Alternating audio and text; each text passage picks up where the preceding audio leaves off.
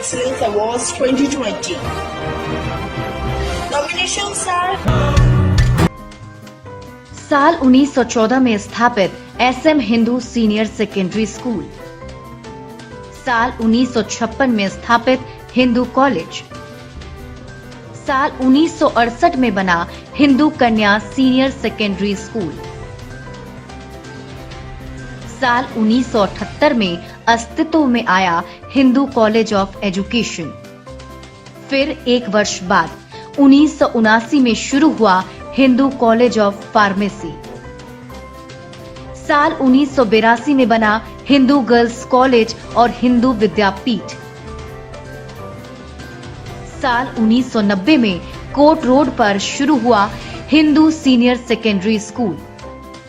फिर साल 1994 में Hindu institute of technology, Hindu institute of management, red cross Hindu institute for mentally retarded children और 1999 में हिंदू कॉलेज ऑफ इंजीनियरिंग की शुरुआत हुई तथा 2016 में हिंदू ग्लोबल विद्यापीठ के साथ अपना 100 साल का सफर पूरा कर चुकी the Sonipat Hindu educational and charitable society आज शिक्षा जगत में जहां क्वालिटी एजुकेशन के लिए पूरे उत्तर भारत में प्रसिद्ध है, वहीं आज यह समिति अपने स्कूलों और कॉलेजों के माध्यम से 20,000 से भी अधिक बच्चों के जीवन में शिक्षा का दीप जला रही है। समय समय पर इसके नीति निर्माताओं ने इसे बरगद जैसा न सिर्फ विशाल बनाया बल्कि नए नए कॉलेजों की स्थापना के साथ आज the Sonipat Hindu educational and charitable society 15 शिक्षण संस्थानों और आधुनिक सुविधाओं से लैस एक चैरिटेबल हॉस्पिटल के माध्यम से सबकी सेवा कर रहा है। इन्हीं नीति निर्माताओं के फहरिस्त में एक नाम उल्लेखनीय है मौजूदा प्रधान पवन कुमार गुप्ता का। 1970 में पवन कुमार गुप्ता ने इसी हिंदू स्कूल से मैट्रिक की और 1974 में हिंदू कॉलेज से बीएससी, फिर दिल्ली यूनिवर्सिटी से लॉ की पढ़ाई पूरी की और अपने पिता के साथ पुश्तैनी आढ़त के काम में लग गए। 1987 में हिंदू कॉलेज की मैनेजमेंट कमेटी में इन्हें पहली बार शामिल किया गया। लगभग 11-12 सालों तक पवन गुप्ता ने संस्था में जनरल सेक्रेटरी के रूप में काम किया और फरवरी 2018 में इन्हें चेयरमैन चुना गया। चेयरमैन बनने के साथ पवन कुमार गुप्ता ने कई क्रांतिकारी कदम उठाए। The Sonipat Hindu educational and charitable society के तहत संचालित स्कूलों व कॉलेजों में पहले जहां नॉन टीचिंग स्टाफ को ग्रेचुइटी देते थे, पर टीचिंग स्टाफ को ऐसी कोई सुविधा नहीं मिलती थी। प्रधान पद संभालने के बाद पवन गुप्ता ने अपनी मैनेजमेंट कमेटी को साथ लिया और इसके लिए LIC की ग्रुप ग्रेचुइटी स्कीम में 14 करोड़ रुपए जमा करवाए गए। इसका फायदा ये हुआ कि अब कोई भी स्टाफ रिटायर्ड हो उसका पैसा उस LIC की ग्रुप ग्रेचुइटी फंड से दिया जाता है।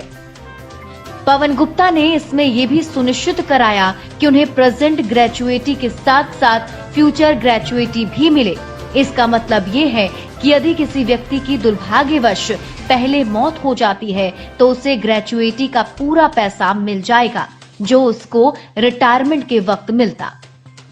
उसके बाद प्रबंधन की अगर बात करें तो पवन गुप्ता ने छुट्टियों के बदले कैश पेमेंट करने का एक और बड़ा कदम उठाया।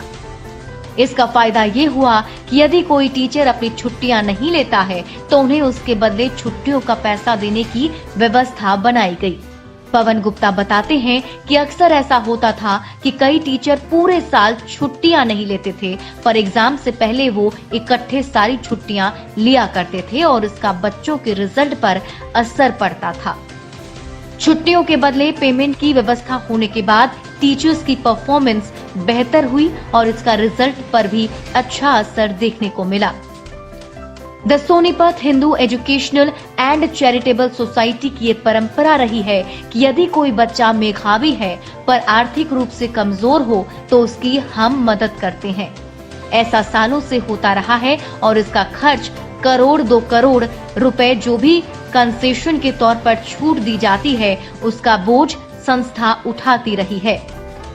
इसी दिशा में पवन गुप्ता ने बेटी बचाओ बेटी पढ़ाओ कार्यक्रम की तर्ज पर लड़कियों के लिए एक विशेष कदम उठाया। संस्था के स्कूलों से जो बेटियां 12वीं पास करने के बाद इंजीनियरिंग कॉलेज में एडमिशन लेना चाहती हैं, आर्किटेक्ट कॉलेज में एडमिशन लेना चाहती हैं या फिर MBA में एडमिशन लेना चाहती हैं, उनको एडमिशन निःशुल्क दिया जाने लगा है।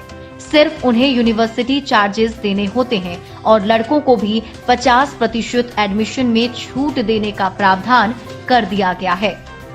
प्रेसिडेंट पवन कुमार गुप्ता के निर्देशन में कैंपस में अभी टाटा पावर के सहयोग से 800 किलोवाट का एक सोलर प्लांट भी लगाया गया है। राजीव गांधी एजुकेशन सिटी भी 7.5 एकड़ का एक प्लॉट लिया गया है, जिस पर जल्द ही नया प्रोजेक्ट शुरू होगा। साथ ही एक लॉ कॉलेज शुरू करने के लिए भी प्रपोजल भेजा जा चुका है। इसी तरह red cross Hindu institute for mentally retarded children के नाम से संचालित मंद बुद्धि बच्चों का स्कूल भी नए कीर्तिमान स्थापित कर रहा है। हम अपने बच्चों के साथ यहाँ पर वोकेशनल यूनिट में काम करते हैं। वोकेशनल यूनिट में हमारे पास 8 प्रोजेक्ट पर काम किया जा रहा है ताकि बच्चों को इंडिपेंडेंट बनाया जाए।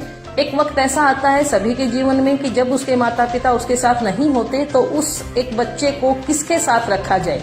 एक सामान्य बच्चे को भी रखना किसी के लिए मुश्किल है, तो एक अगर बच्चा CWSN है, बच्चा दिव्यांग है, तो उसके पेरेंट्स के नहीं रहने के बाद उसके बहन भाइयों के लिए वो बोझ बन जाता है, समाज उसको बोझ मानता है।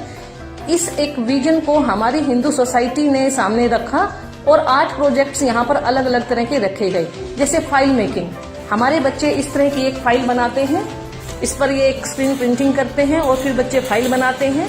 हमारे बच्चे गुलाल मेकिंग एक प्रोजेक्ट पे काम करते हैं, दोना पत्तल मेकिंग प्रोजेक्ट पे काम करते हैं, स्क्रीन प्रिंटिंग करते हैं, बर्थडे कैट्स बनाते हैं, आर्टिफिशियल ज्वेलरी बनाते हैं, स्पाइरल बाइंडिंग करते हैं।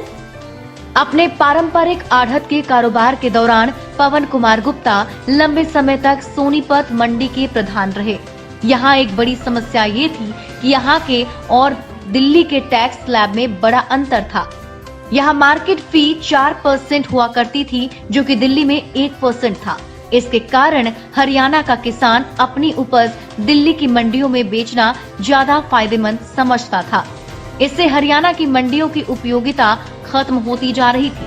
साथ ही 5% राज्य का टैक्स भी था, जो कि दिल्ली में नहीं लगता था। इस सूरत में 8% का अंतर आढ़त के व्यापार को बर्बादी के कगार पर ले आया था। इसमें सुधार के लिए पवन कुमार गुप्ता ने काफी प्रयास किए और धीरे धीरे टैक्स कम हुए और हालात बेहतर होते चले गए।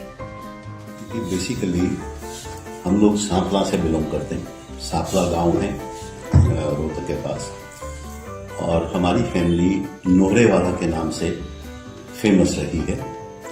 उस नोहरेवाला के परिवार में हमारे दादाजी के भाई थे दयाराम जी। गवर्नमेंट ने उस वक्त ऑनरेरी मजिस्ट्रेट उनको मुकर्रर किया हुआ था।